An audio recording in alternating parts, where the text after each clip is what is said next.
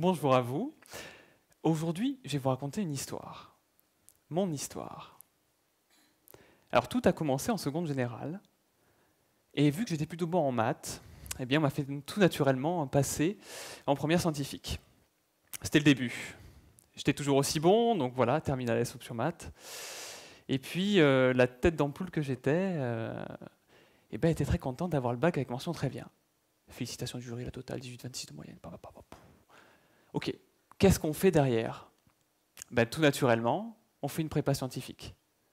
Et c'est comme ça que j'ai atterri sur Ajaccio pour faire ma prépa. Donc j'ai passé 2 ans.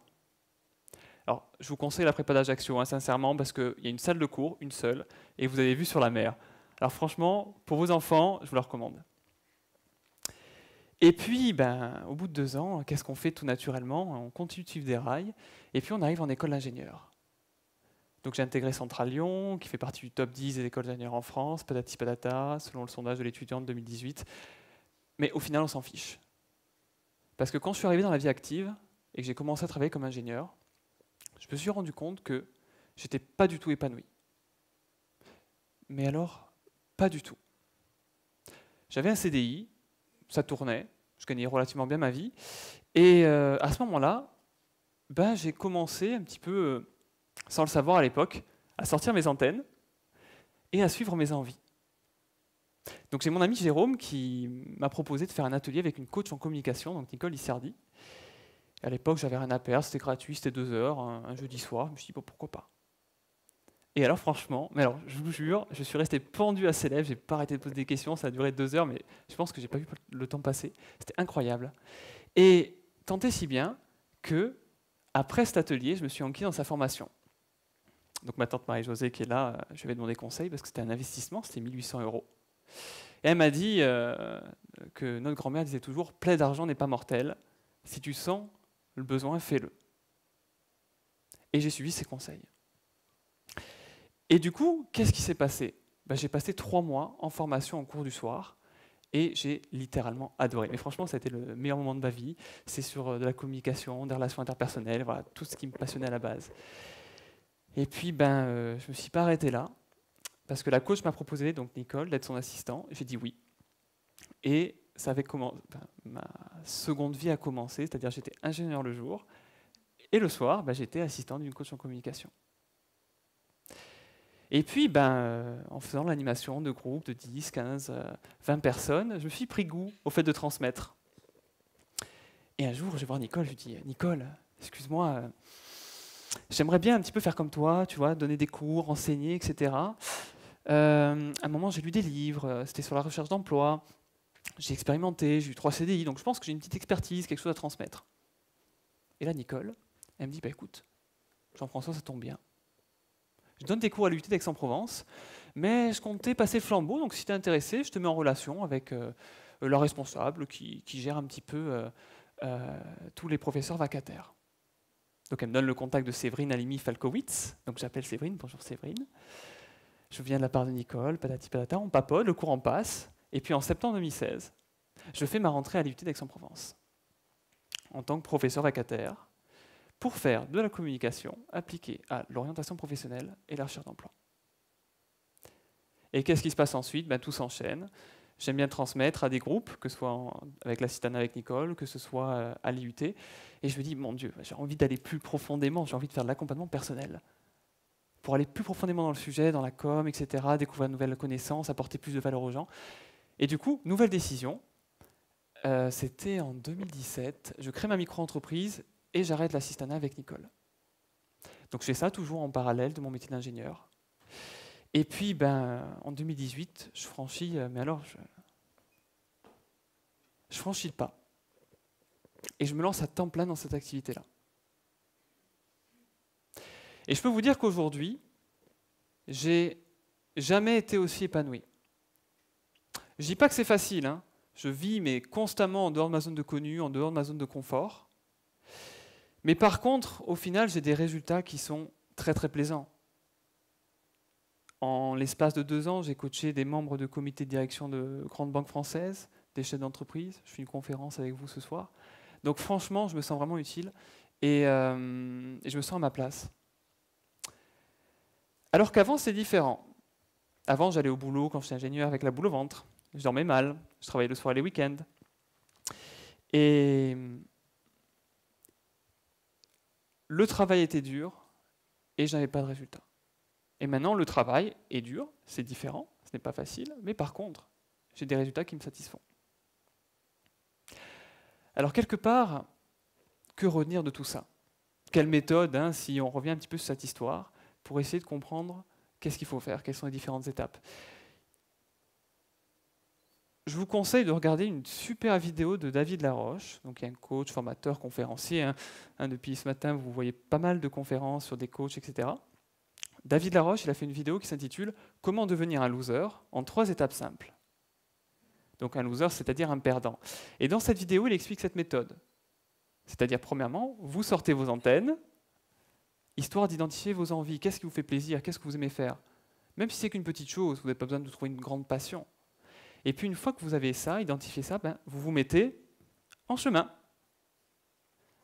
Si j'applique ça à mon histoire, au début j'étais un petit peu passif. Mon ami Jérôme me propose d'aller à cet atelier gratuit, je dis oui. Après la coach me propose la formation, je dis oui. Puis après, elle me propose d'être son assistant, je dis oui. Et puis, une fois qu'on est en chemin, donc on rencontre des gens, on discute, on découvre de nouvelles choses. Et il y a des projets qui naissent un petit peu en nous. Le fait d'avoir découvert l'animation de groupe, ça m'a donné envie de donner des cours. Le fait de donner des cours, ça m'a donné envie aussi de faire de l'individuel pour aller plus loin. Et puis, une fois que je faisais de l'individuel, tous mes soirs et mes week-ends, c'était un petit peu ça. J'accompagnais des gens. Et je me suis dit, pourquoi pas en faire mon activité à temps plein? Nouvelle décision, nouveau petit pas en avant. Et il y a un autre concept qui est assez lié à ça, qui s'appelle la rationalité limitée. Donc ça, c'est Herbert Simon, c'est un économiste et sociologue américain, qui dit grosso modo qu'on n'est pas au courant de tout ce qui existe. Et c'est en se mettant en chemin, en allant se renseigner sur ce qu'on apprécie, sur ce qu'on aime bien, qu'on va découvrir de nouvelles choses. Typiquement aujourd'hui, je fais une conférence, je rencontre des conférenciers, je découvre le métier de conférencier professionnel. Je parle avec des infopreneurs, je découvre le métier des formations en ligne. Et quelque part, ça m'intéresse, donc je vais aller me renseigner derrière. En quoi ça consiste, comment ça se passe dans le quotidien, etc. Et qui sait ce que je découvrirai. Mais une fois qu'on s'est mis en chemin, une fois qu'on a mis un petit peu le doigt dans l'engrenage, eh bien, les choses arrivent tout naturellement. Et on découvre des mondes dont on ignorait jusqu'à présent l'existence. Alors, voici un petit peu pour les étapes à suivre. Maintenant, j'ai envie de faire un petit zoom sur la notion de temporalité. Parce que moi, j'entends énormément de gens, et je ne sais pas si vous êtes concernés, vous vous sentez concernés par ça, qui disent ah oui, mais je ne peux pas tout quitter du jour au lendemain et dire paf, ça, j'aime pas mon boulot, je me barre. Non, je ne vous demande pas ça. Je vous demande pas ça.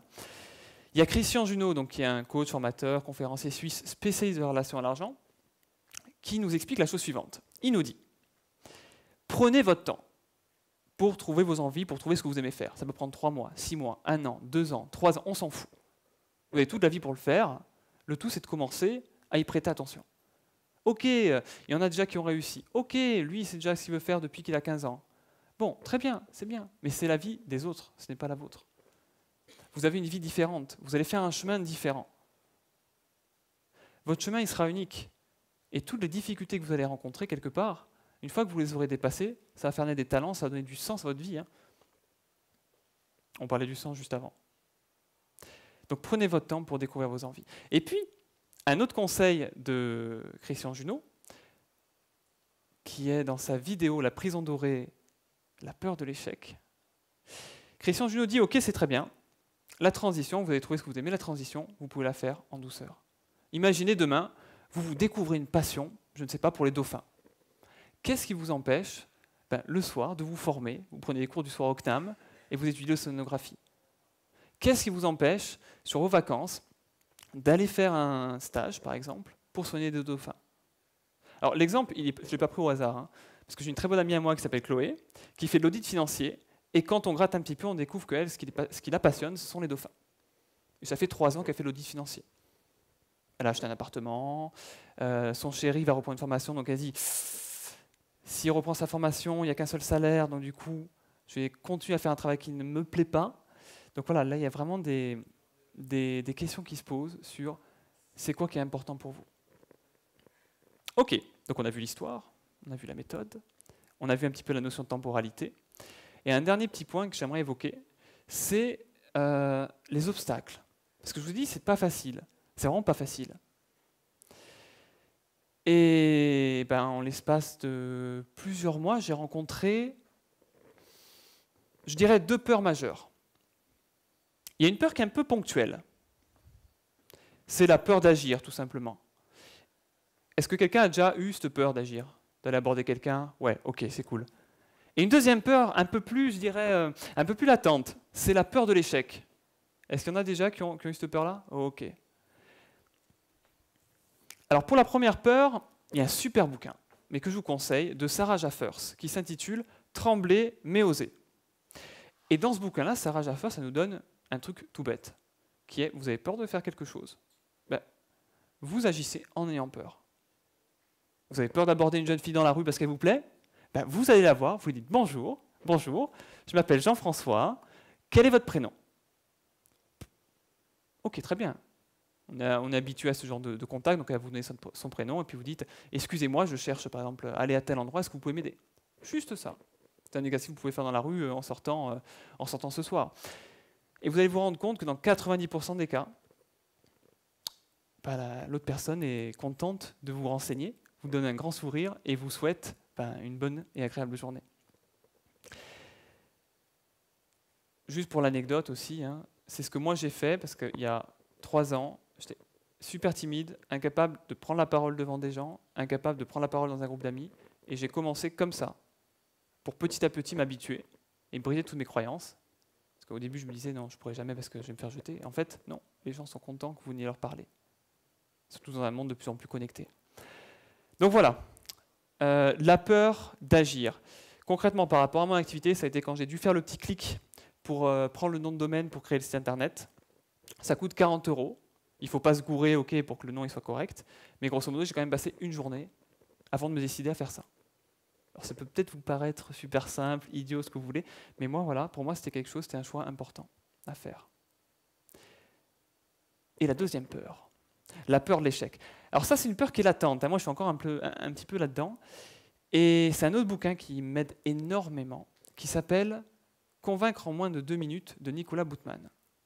Et dans ce bouquin, Nicolas, il vous explique quelque chose. Nicolas, il vous dit la réussite, l'échec, en fait, ça n'existe pas. C'est que dans vos têtes. C'est que des vues de l'esprit. Ce qui existe, vraiment, ce sont des expériences de vie. C'est-à-dire, par exemple, ici, à cet instant, vous êtes en train de vivre une expérience. Et ce que dit Nicolas, c'est quelque part cette expérience, il vous invite à la vivre le plus en conscience possible. C'est-à-dire, si vous êtes sur le téléphone, par exemple, vous allez peut-être passer à côté de quelque chose qui pourrait vous être utile.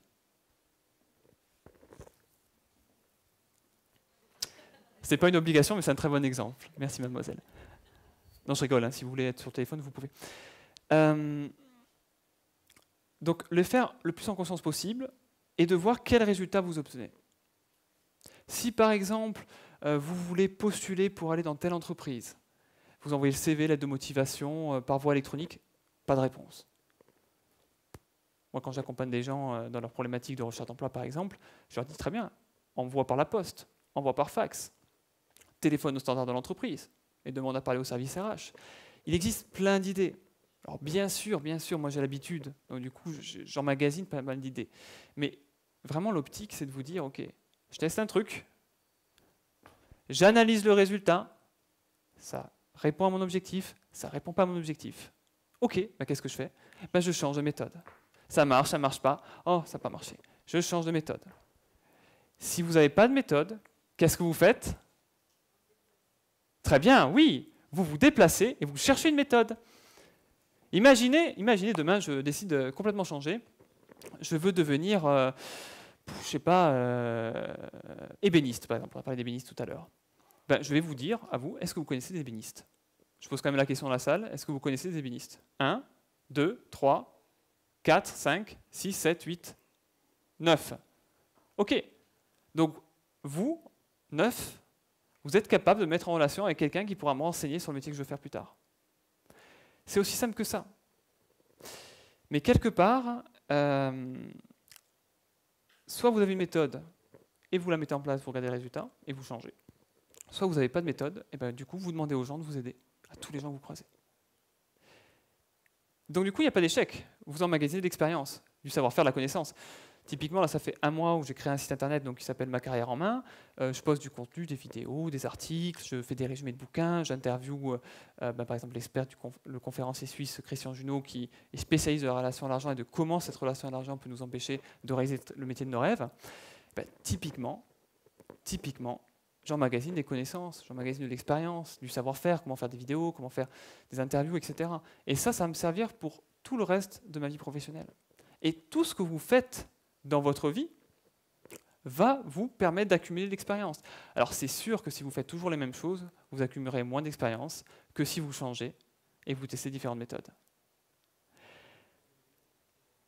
Donc voilà pour les deux peurs. Voilà pour les deux clés qui, moi, m'ont un petit peu freiné sur ce parcours et je vous les transmets pour que vous, du coup, vous gagnez du temps. Un dernier livre, c'est celui de Bronnie Ware. Je ne sais pas si vous la connaissez.